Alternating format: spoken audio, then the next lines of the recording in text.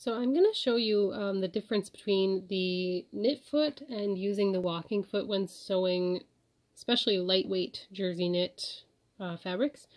So right now I've got my knit foot on. I'll show you how it goes on and off. It's really simple. It just pops off with the back there. You just pop that off and that's how it comes off. Then you just press your foot onto it. Make sure that this thing is behind your screw. This little rod here thing. Don't want it in front there or else that'll be a disaster. So you just put that on and you make sure you've got your ballpoint needle so that you're not ripping through your fabric. It's actually just going to separate the little threads in there that are in the shirt or whatever it is you're sewing today. So we're going to turn this to an edge here, and I'll show you what I mean in my post about sewing over the edge of knit fabrics, which is pretty common. Like, I mean, it's probably the most common thing you do. If you don't have a serger, this knit foot is a great substitute for it. I use a zigzag stitch most commonly, but there are lots of other overlocking stitches that you can use. So I'm going to put this down here, and a good trick for feeding your knit fabric and a lot of other fabrics, especially flimsy ones, so through your machine, to start it off is to put a little bit of tissue paper here at the edge so that it grips that, pulls it all through, and it starts off great. So we're going to start with a locking stitch. I like to do a couple because I like to be safe.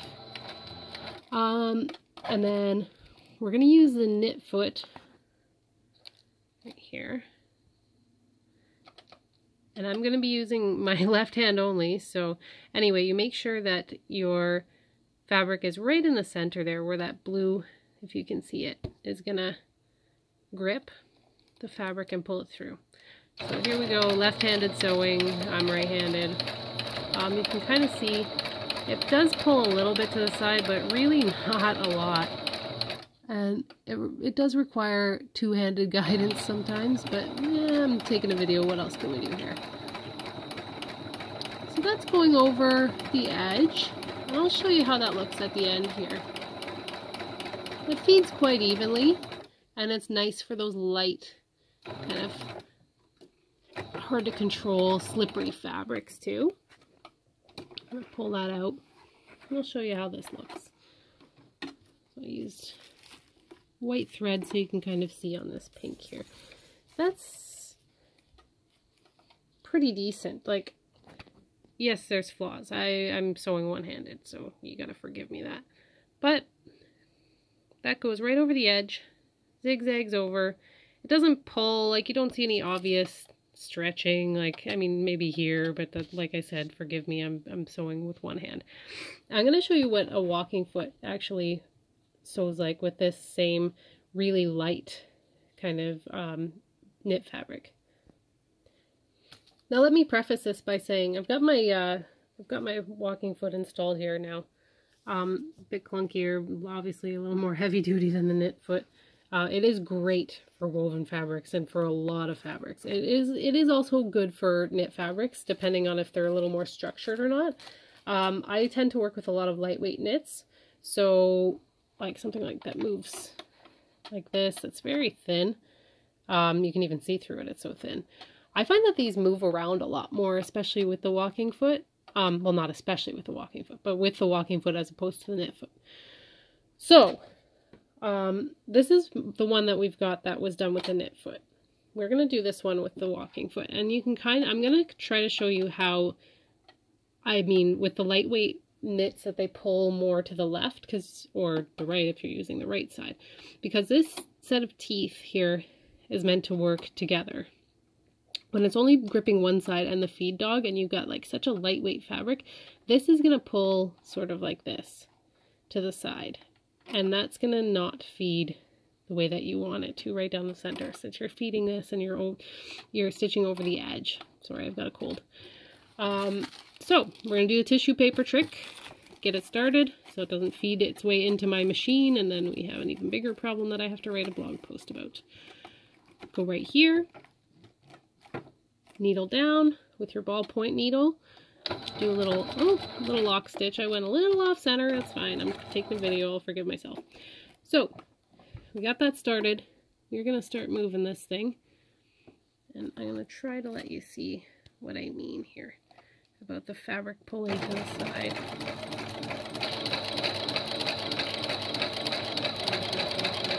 See, it's kind of, I wish you could feel it because it is tugging to the side, and you can kind of see how it's pulled here to the left a little bit, even though I don't think I did that with my hand. I'll try to keep it in the middle, but you can even see right here it is pulling to the side. Because that's what it does. That's what it's meant to do. It's meant to use these teeth to pull things through. But it's, in this case, you kind of have to pay attention a lot more than with the knit foot. See, I'm not even stitching anything anymore. It's getting more difficult. So let's try to get it back on track. It's on track, for sure. I am paying attention to it. I'm looking at the thread and not the camera taking the video. But it's really uneven. So I'm going to show you what I mean here. Rip that tissue paper off. Here's how this turned out. Now, I don't like this because these stitches are everywhere, right?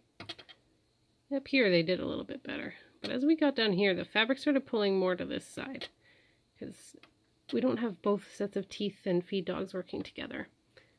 So that's how that looks. And then here's your, by comparison. Oops, maybe I'll set this up properly. So yes, here's the fabric you were just looking at. That's how that looks.